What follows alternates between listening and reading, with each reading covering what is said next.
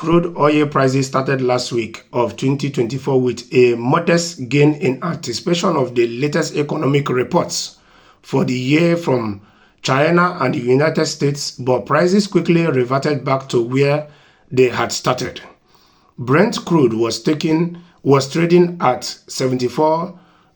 per barrel at the time of writing, and West Texas Intermediate was changing hands for $70.42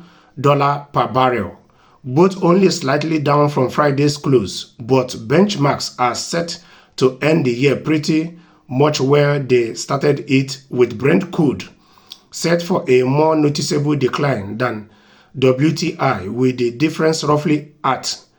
$3 per barrel. So, truth be told, with the issue of Russia invading Ukraine in 2022, with the EU boycotting the Russian cheap gas, which kept a whole lot of their homes warm, which kept a whole lot of their businesses in the EU here, and they boycotted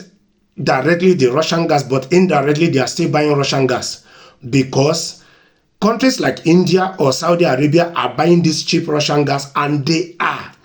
selling it back to the Europeans, making more money out of it. So, and as it stands now, the agreement, 5 years agreement that Russia has to supply the EU gas through the transitory channel to Ukraine and to the rest of Europe is expiring today, being the 31st of December 2024. That is to say that from tomorrow, Russia can no longer transport the Russian gas through that channel because the agreement has expired. So you see, next year is going to be a difficult year when it comes to the oil industry. Yes, because the cheap Russian gas made life much easier for people in the EU here. And next year they are going to be sourcing a whole lot of ways to be able to get this gas they are rejecting from Russia, to reject this oil, they are LNG they are getting from Russia. And on the other side, the incoming president is telling them that they must buy the US oil and gas, of which you know that the condition the US will be giving the EU is not going to be 100% suitable for the EU. So it means that the EU have to start sourcing another alternative,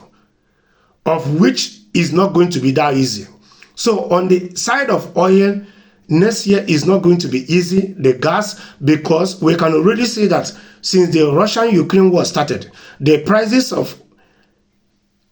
gas and oil or fuel is higher here compared to where it was.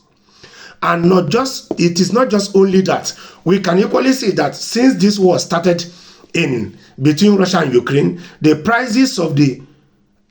commodities or the products that we need for our day-to-day existence skyrocketed, and they keep going high. So the leaders must do everything they have to do to make sure that we don't find ourselves a more complicated issue in 2025 than we did in 2024. Yes, because the way it is going, the US and the West are pushing some countries, and when these countries start forming alliances, it will not be funny. When it comes to geopolitics, the politicians must do whatsoever it takes to make sure that in 2025, they don't unknowingly push each and every one of us into Third World War.